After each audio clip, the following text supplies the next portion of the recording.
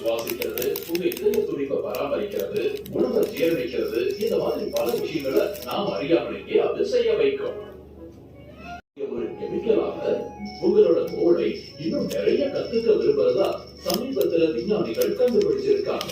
அதனால ஏதாவது கஷ்டமான ஹோம்ஒர்க்ல நீங்க மாட்டிக்கிட்டா வெளிய போய் கொஞ்ச நேரத்துக்கு ஓடி ஆடி விளையாட முயற்சி செய்யுங்க. அதுக்கப்புறம் அந்த கணக்கை போடுங்க.